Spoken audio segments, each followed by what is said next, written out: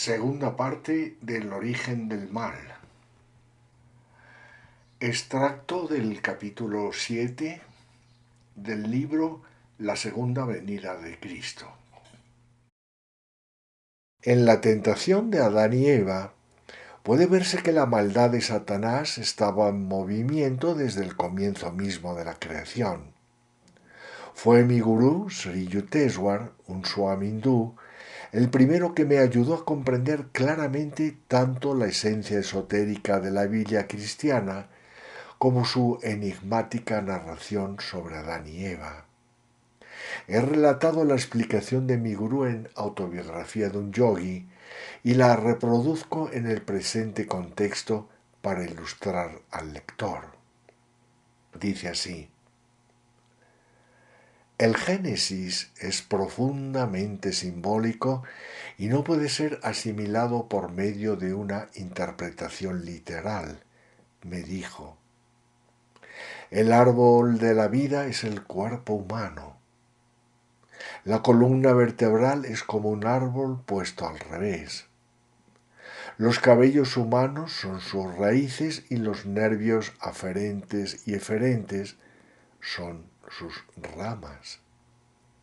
El árbol del sistema nervioso contiene muchos frutos apetitosos, sensaciones visuales, auditivas, olfativas, gustativas y táctiles. Al hombre le es permitido gozar de todos ellos rectamente, pero le fue prohibida la experiencia del sexo, la manzana en el centro del cuerpo, en medio del jardín. La serpiente representa la energía enrollada de la espina dorsal que estimula los nervios sexuales. Adán es la razón y Eva el sentimiento. Cuando la emoción o la conciencia de Eva en cualquier ser humano es subyugada por el impulso sexual, su razón o Adán también sucumbe. Dios creó la especie humana materializando los cuerpos del hombre y de la mujer mediante la fuerza de su voluntad y dotó a la nueva especie con el poder de crear hijos de tal inmaculada o divina manera. Hasta aquí su manifestación en el alma individualizada se había limitado a los animales, dominados por el instinto y privados de las potencialidades de la razón en su plenitud. Luego, Dios creó los primeros cuerpos humanos simbólicamente llamados Adán y Eva, a fin de que contaran con una condición más ventajosa para su evolución ascendente. El Señor transfirió a estos dos cuerpos las almas o la esencia divina de dos animales. En Adán o el hombre la razón predominó. En Eva o la mujer tomó ascendiente el sentimiento. Y así fue expresada la dualidad o polaridad que descansa bajo el mundo fenomenal. Razón y sentimiento permanecen en una celeste y gozosa cooperación, a condición de que la mente humana no sea engañada por la serpentina energía de las propensiones animales. El cuerpo humano no es solamente un resultado de la evolución de la bestia, sino que fue producido por un especial acto creativo de Dios. Las formas animales eran demasiado burdas para expresar la plenitud de la divinidad. Así pues, el primer hombre y la primera mujer fueron dotados de forma única.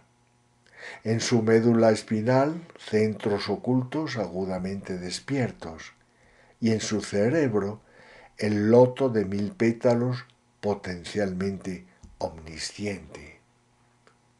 Continúa Sri Yukteswar relatando lo siguiente.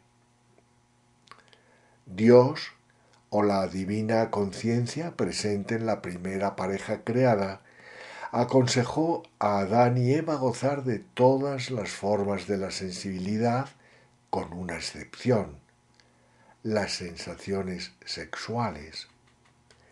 Esto le fue prohibido con el fin de evitar que la humanidad cayese en el inferior método animal de la propagación. La advertencia de no revivir los subconscientes recuerdos subyacentes en la memoria animal no fue escuchada. Tomando el camino de la procreación propia de las bestias, Adán y Eva cayeron del estado de alegría celestial que es inherente al hombre perfecto original. Cuando se dieron cuenta de que estaban desnudos, perdieron, tal como Dios les había advertido, la conciencia de su inmortalidad, sometiéndose en cambio al dominio de la ley física, conforme a la cual al nacimiento del cuerpo debe seguir la muerte de éste. El conocimiento del bien y del mal, prometido a Eva por la serpiente, se refiere a las experiencias dualísticas y contrapuestas que los mortales se ven obligados a atravesar bajo el influjo de Maya. Cayendo bajo el dominio del engaño, debido al mal uso del sentimiento y de la razón, o conciencia de Adán y Eva, el ser humano renunció a su derecho a entrar en el celeste jardín de la divina autosuficiencia. La responsabilidad personal de cada ser humano es el restaurar su naturaleza dual o sus antecesores a la unificada armonía del Edén. Hasta aquí estas palabras de Sri Yukteswar, que, como explica el maestro, se encuentra en la autobiografía de un yogi. Continúa el maestro. Cuando el Adán y la Eva originales perdieron el Edén, el estado de conciencia divina, se identificaron profundamente con la burda forma física y sus limitaciones. Perdieron su inocencia original, estado en el cual podían verse como almas encerradas en un maravilloso cuerpo, el triple hecho de conciencia, fuerza vital y radiación atómica. El propósito de Dios era que el hombre viera el cuerpo y la mente humanos como formas ilusorias de pensamiento que proporcionaban al alma un medio para experimentar el drama cósmico del Señor.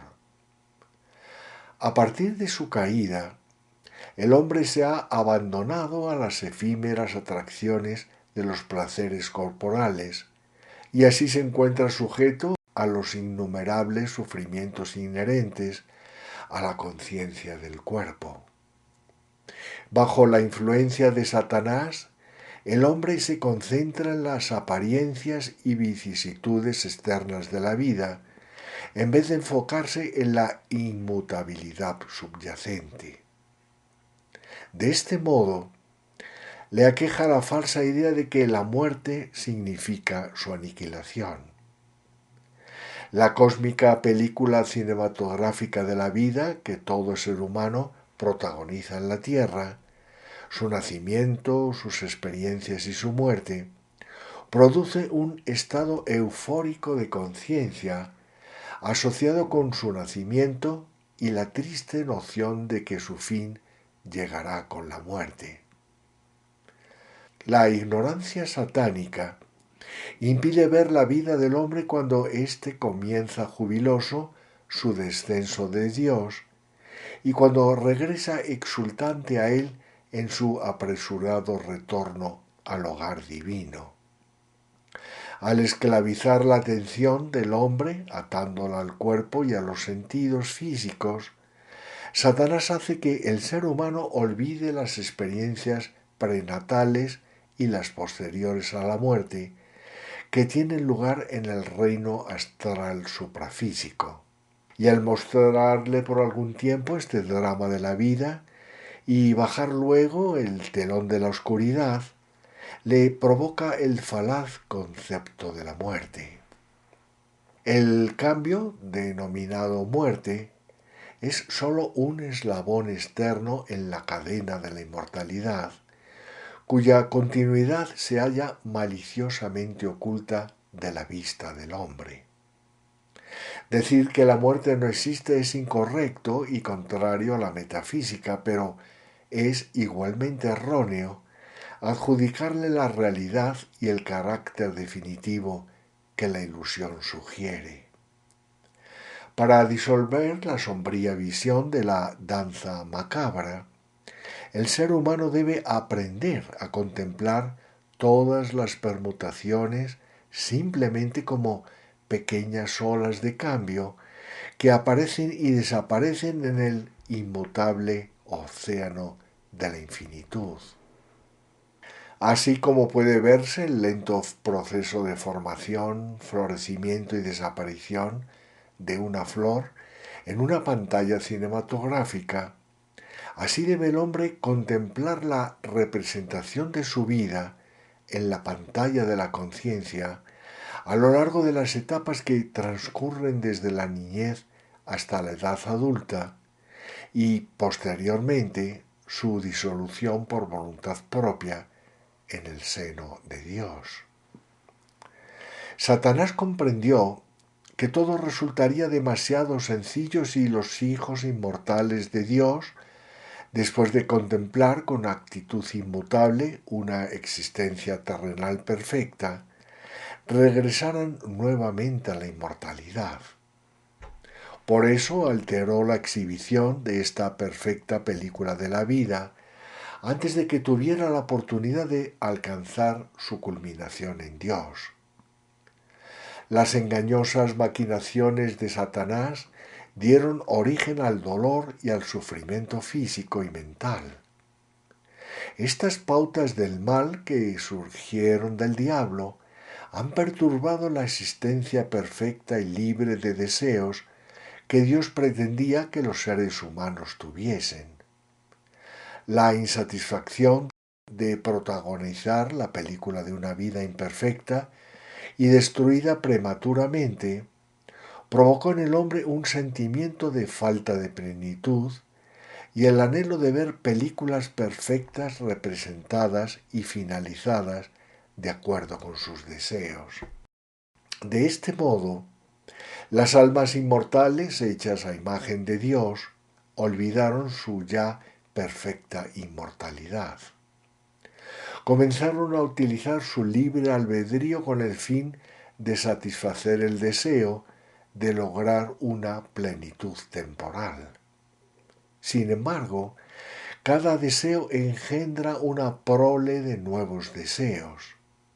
Estos, a su vez, llevan a los inmortales hacia un laberinto mortal de idas y venidas, de nacimientos y muertes terrenales, regidos por el principio de causa y efecto.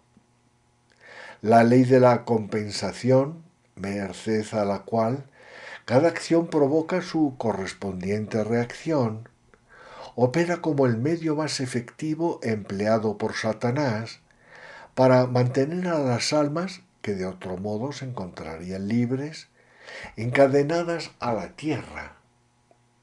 Esta ley de la acción, el karma, que mantiene a las almas prisioneras en el reino de la finitud de Satanás, hace que sea necesaria la rueda giratoria de la reencarnación. A través de las consecuencias kármicas de las acciones erróneas del hombre y de los deseos mundanos que provienen de la insatisfacción generada por una vida imperfecta, la rebelde fuerza ilusoria cósmica vuelve a arrojar a la existencia finita una y otra vez a aquellos seres que sólo han merecido un breve respiro entre una y otra encarnación en el reino astral de la vida después de la muerte. La reencarnación se originó como resultado de los intentos de Satanás por inmortalizar la carne mutable con el fin de mantener a las criaturas bajo su dominio. Al hallarse sujeto al cambio, el cuerpo físico no era perdurable sino que estaba destinado a sucumbir ante el cambio final denominado muerte.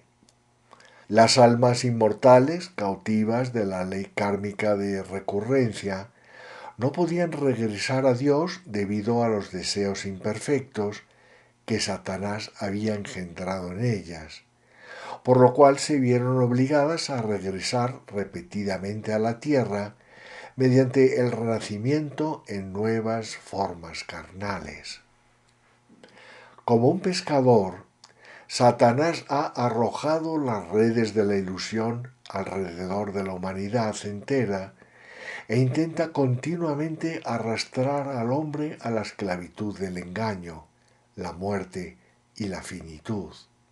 Satanás tienta a la humanidad con la carnada de la codicia y las promesas de placer, y lleva a la gente a la destrucción y a incesantes reencarnaciones de sufrimiento.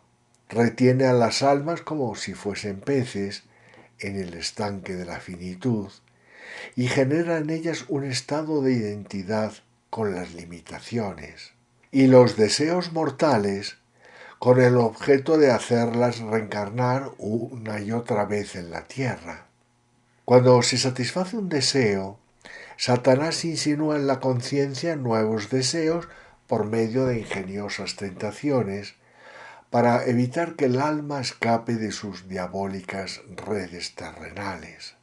En cierto sentido, al actuar como un instrumento de Dios sin ser consciente de ello, Satanás proporciona un medio para liberar finalmente a las almas de sus apegos mortales.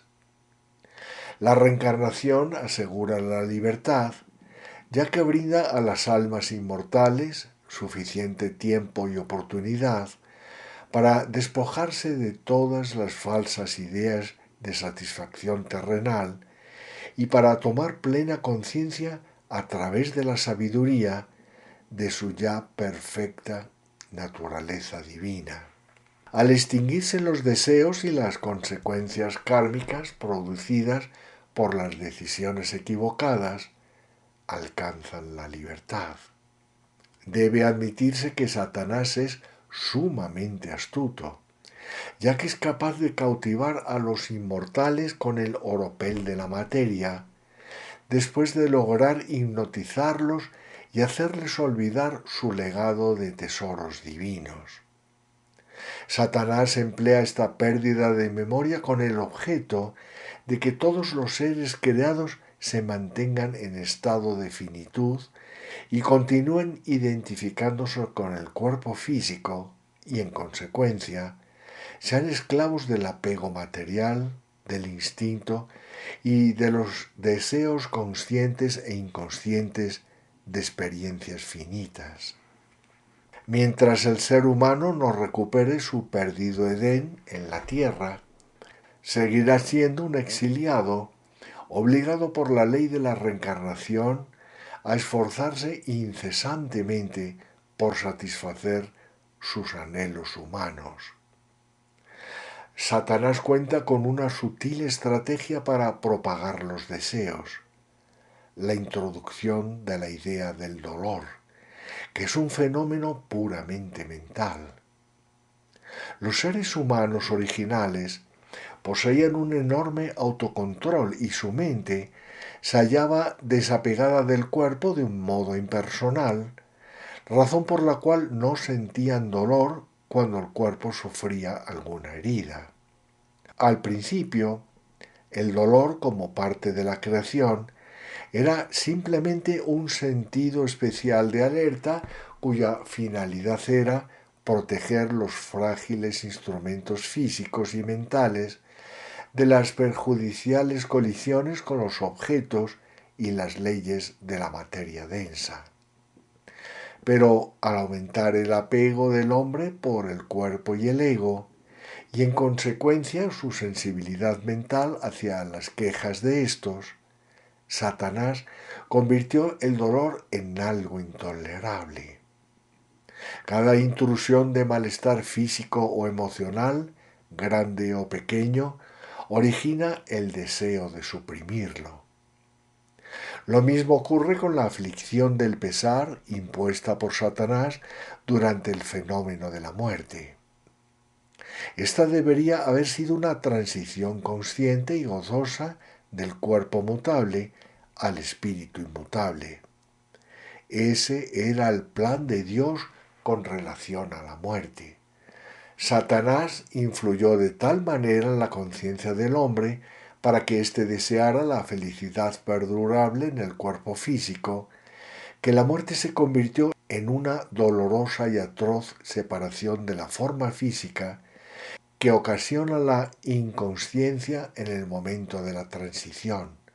Como resultado del engaño de Satanás, el hombre no logra ver la muerte como el acontecimiento sublime que estaba destinado a ser, un ascenso, una liberación de la ardua e imperfecta vida terrenal, en pos de la libertad perfecta y eterna en Dios.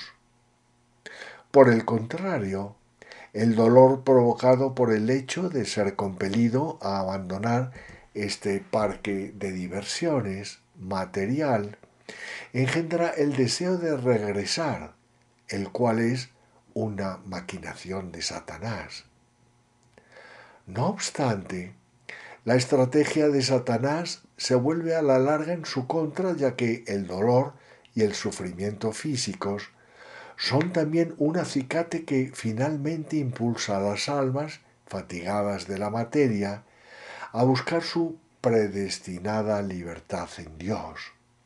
La emancipación se acelera si los seres humanos representan el drama viviente de una vida perfecta, gozando de salud, abundancia y sabiduría, al mismo tiempo que mantienen la mente desapegada y por encima de toda circunstancia.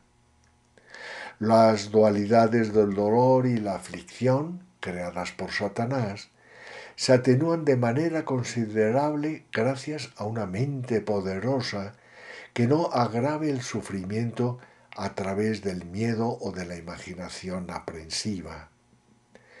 Es decir, si uno puede eliminar la conciencia de la enfermedad y no temerla si se produce, y no ansía con vehemencia recuperar la salud cuando se encuentra enfermo, estas estrategias le ayudarán a recordar su propia alma, el ser trascendente que jamás ha experimentado las fluctuaciones entre salud y enfermedad, sino que ha sido siempre perfecto. Si podemos saber y sentir que somos hijos de Dios y que, como tales, lo poseemos todo, al igual que nuestro Padre Dios, seamos pobres o ricos, podemos ser libres. Si somos capaces de creer en la omnisciencia de nuestra alma, incluso mientras nos esforzamos por aumentar nuestro pequeño caudal de conocimientos, nos será posible trascender la ignorancia producida por el engaño. Todas las dualidades pertenecen al ámbito de la ignorancia. El temor a la enfermedad y el deseo de poseer buena salud, el temor a la pobreza y el deseo de nadar en la opulencia, el complejo de inferioridad por falta de conocimientos y también el deseo de poseer un gran intelecto. Por supuesto, si alguien sufre a causa de la mala salud, los fracasos o la ignorancia, no significa que haya de continuar sumisamente en ese estado. Debería despertar la perfección que mora en su interior para que se exprese externamente en forma de salud, prosperidad y sabiduría, pero sin reconocer el dolor ocasionado por las carencias ni el temor al fracaso. Es importante que el hombre comprenda que sus esfuerzos por alcanzar la plenitud surgen de un estado de engaño, puesto que ya posee todo cuanto necesita en su poderoso ser interior. Lo que le sucede es que cuando se encuentra identificado con sus compañeros mortales y espiritualmente ignorantes, imagina de manera equivocada que carece de estos atributos divinos. Solo debe tomar conciencia de la inagotable plenitud del tesoro que hay en su alma. El hombre ignorante sueña obstinadamente con la carencia y el fracaso cuando podría, en cambio, reclamar su herencia de gozo, salud y abundancia como hijo del soberano del universo. Incluso en este mismo instante, en el interior de su ser trascendente, mora en un reino de perfección, pero en su conciencia mortal sueña de manera continua con las maldades de Satanás.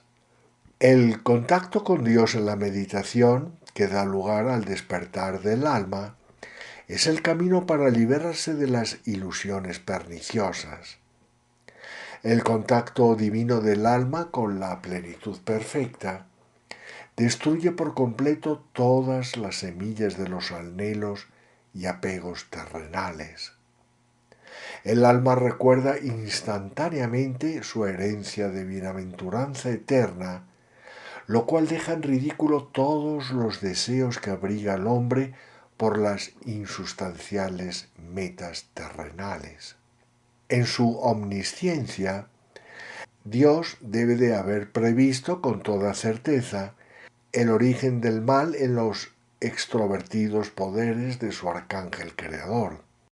Pero aun cuando la engañosa dualidad era el único medio con que Dios contaba para organizar una representación cósmica en la que pudiera disfrutarse a sí mismo en las múltiples divisiones de su ser, se aseguró de que ninguna ramificación de su plan quedase fuera del alcance de su bondad, que se refleja de manera omnipresente en la conciencia crística.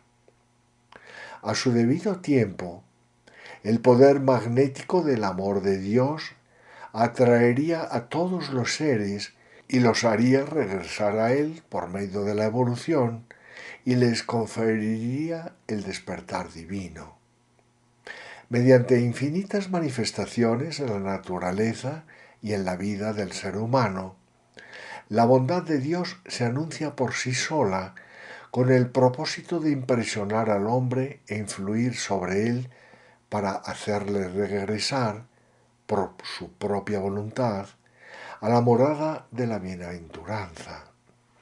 Satanás contraataca en cada caso con estratagemas engañosas y atractivamente placenteras que le ofrecen satisfacción temporal, a fin de embaucar al hombre crédulo para que busque la felicidad permanente en la inestable materialidad. La gente cede ante los ofrecimientos de Satanás porque éste endulza con miel los placeres perjudiciales. Su sabor es agradable al principio, pero al final sus consecuencias son nefastas. El Todopoderoso podría aniquilar a Satanás en un instante. Un decreto divino bastaría para subyugar totalmente a la fuerza satánica. Algunas de las escrituras universales mencionan disoluciones parciales de la humanidad que ocurrieron como resultado de un exceso de maldad sobre la tierra. Como se describe en el Génesis durante la época de Noé, gran parte de la tierra quedó devastada por un diluvio.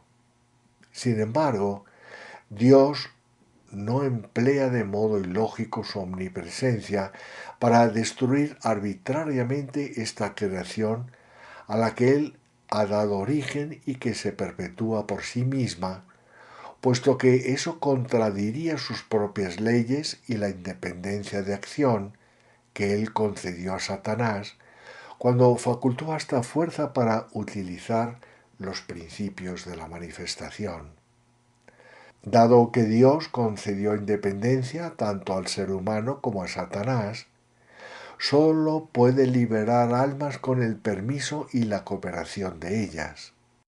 Satanás ha creado tal apego ilusorio al cuerpo físico que incluso si Dios ofreciera en este momento la liberación a las multitudes, me atrevería a afirmar que no muchos estarían ansiosos de abandonar este entretenido parque de diversiones, es decir, dejar atrás la morada corporal a la que están acostumbrados con sus posesiones y oportunidades sensoriales. Para la mayoría de la gente, incluso el concepto de una existencia en el cielo guarda una familiar semejanza, aunque mucho más gloriosa con su residencia en la forma corporal, susceptible de percibir sensaciones. Quienes se hallan identificados con el cuerpo y están orientados hacia los sentidos, son sumamente reacios a aceptar que vale la pena abandonar los placeres conocidos en pos de la arcana bienaventuranza del espíritu. Hay tantas experiencias de aprendizaje por las que el ser humano debe atravesar antes de estar preparado para utilizar el libre albedrío y elegir a Dios sobre todas las cosas.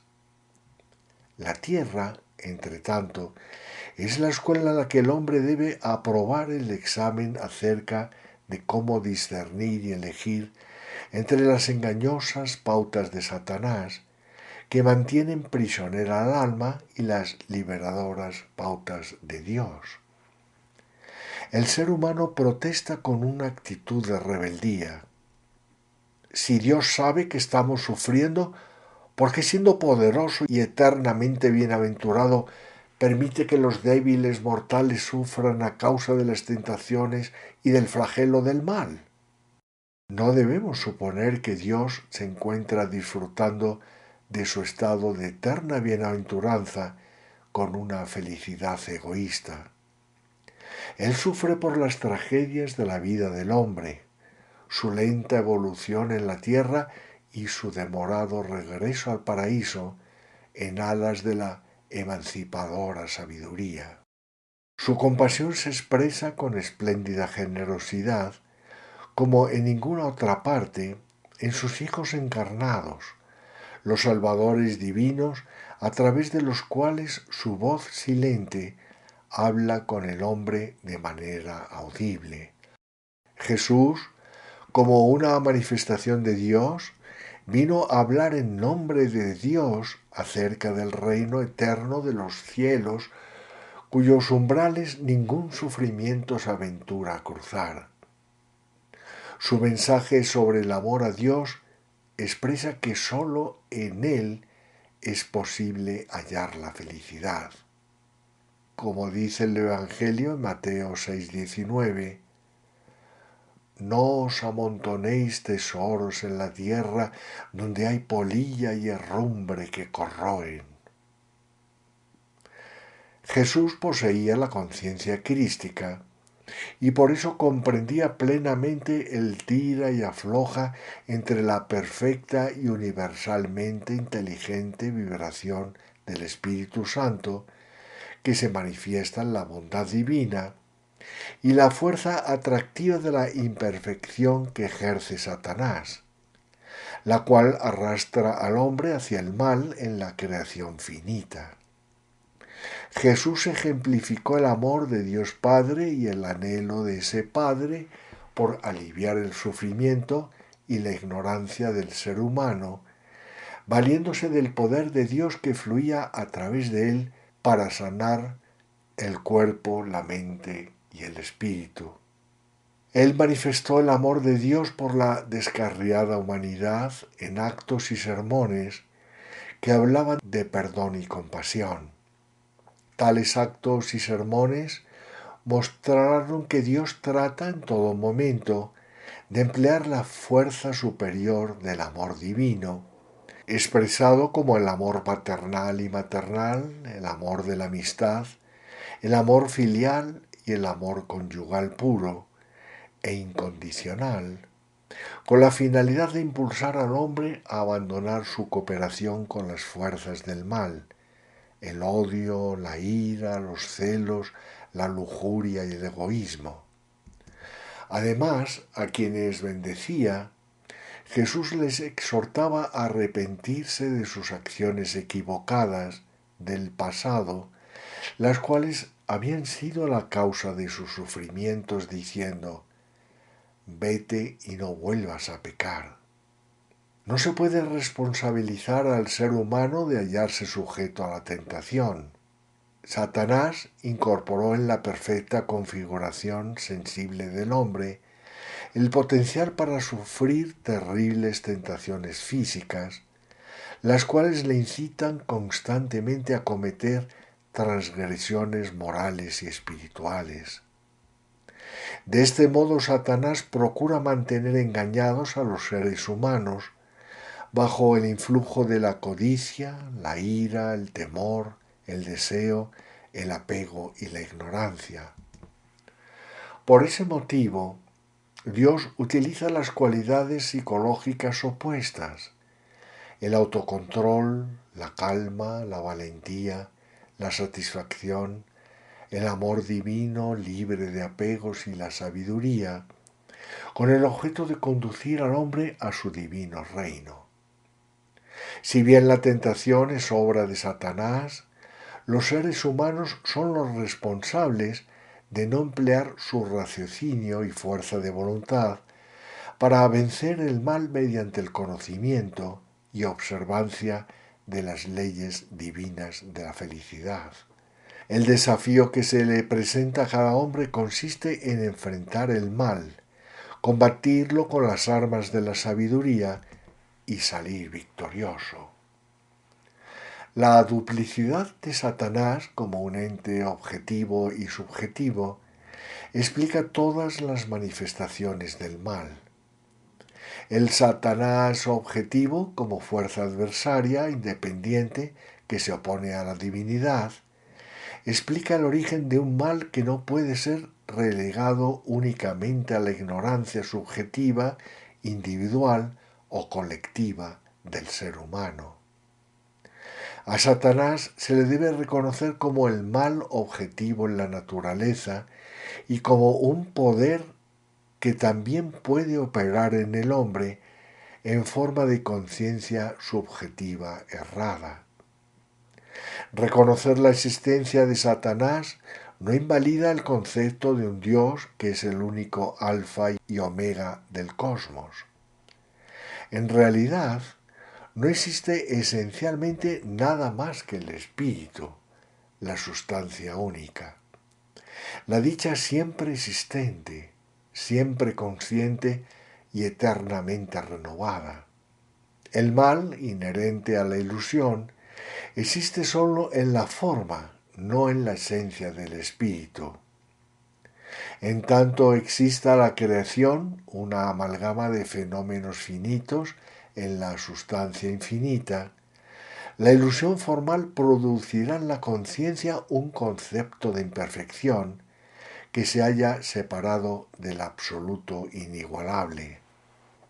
En San Juan 1, 10 y 11 está escrito: en el mundo estaba y el mundo fue hecho por ella, pero el mundo no la conoció. Vino a los suyos, mas los suyos no la recibieron. El espíritu, la primera causa y sustancia de la creación, impregna la creación a la que ha dado origen, pero el mundo no percibe ni comprende esa divina inherencia. Hecho no significa creado, como quien construye una casa. Más bien, del mismo modo que el agua se transforma en hielo, el espíritu, con el poder de condensación de la voluntad, se materializó mediante el engaño cósmico, transformándose en un fabuloso universo. Vino a los suyos, mas los suyos no la recibieron. Es decir, habiéndose manifestado como su propia creación, dicha creación no recibió, es decir, no reflejó su verdadera esencia espiritual. La ilusoria dicotomía definió falsamente la materia como una sustancia separada del espíritu, cuando por el contrario nada existe que no sea el espíritu eternamente indivisible. El espíritu se percibe como la única realidad, la única sustancia eterna, cuando la conciencia entra en samadhi, la profunda experiencia de una unión divina con el espíritu. Tras haber alcanzado dicho estado, uno se encuentra en condiciones de afirmar, con plena certeza, que no existe un Satanás en forma subjetiva ni objetiva, sino únicamente el espíritu bienaventurado. Sin embargo, mientras el alma encarnada perciba su existencia como parte de las dualidades de la creación, precisará reconocer que Dios y Satanás son hechos reales, aun cuando este último exista solo en una relativa y engañosa irrealidad.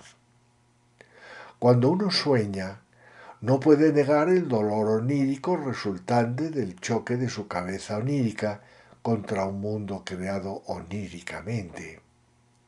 Mientras continúe soñando el engaño del universo, no puede decir que Satanás o el mal, el dolor o la enfermedad o la materia no existen. Esta trascendente visión general es lo que diferencia a aquel que despierta en la conciencia cósmica. Su alma se regocija al recuperar su recuerdo de la sabiduría. Ah, nada existe excepto la eterna bondad pura, el único espíritu inmutable. Cuando Jesús trataba de alcanzar el estado final de completa absorción en el espíritu, viviendo por entero el drama de la conciencia humana con el objeto de establecer un modelo para el mundo, Satanás comenzó a tentarle e intentó que se apartase de Dios, valiéndose de los recuerdos acumulados del mal subjetivo y objetivo provenientes de los ilusorios hábitos mortales de numerosas encarnaciones ligadas a placeres transitorios, producto del contacto con los objetos sensoriales finitos. Jesús no negó esta fuerza del mal. Su conocimiento intuitivo reconoció este poder como el Satanás consciente que trataba de atraerle por medio de las pautas del mal que se desplegaban junto a las pautas de Dios. Dirigiéndose a esta fuerza objetiva, Jesús destruyó su efecto aprisionador, haciendo uso del poder de la sabiduría que estaba bajo su mando. Apártate, Satanás, lo cual significa que el engaño quede atrás en la carrera que emprende mi alma hacia el espíritu. Es absurdo negar la existencia del mal subjetivo u objetivo cuando uno todavía se encuentra luchando contra la ilusión. La necesidad más urgente consiste en permanecer alerta y protegerse de las destructivas pautas del mal que existen en todas partes, ya sea en forma de tentaciones interiores o de imperfecciones y conflictos en la naturaleza. Jamás se debe pensar que se puede derrotar a Satanás en su propio juego. En el instante mismo en que uno se siente seguro de su invulnerabilidad, el diablo engaña a su oponente con alguna estratagema y lo derrota. Es preferible no jugar con las tentaciones de Satanás. En los campos de juego de Dios existen abundantes juegos sanos y amenos en los cuales uno puede poner a prueba sus méritos y demostrarse a sí mismo que es un digno vencedor. Es preciso abrazar las pautas propias de la conciencia crística, las pautas de la bondad que han sido inspiradas en nuestra conciencia y raciocinio, así como en la presencia de Dios que se manifiesta en la belleza y armonía de la naturaleza entera. Al fortalecer la conciencia de la bondad, su luz disipa las peligrosas tinieblas de la nefasta influencia de Satanás.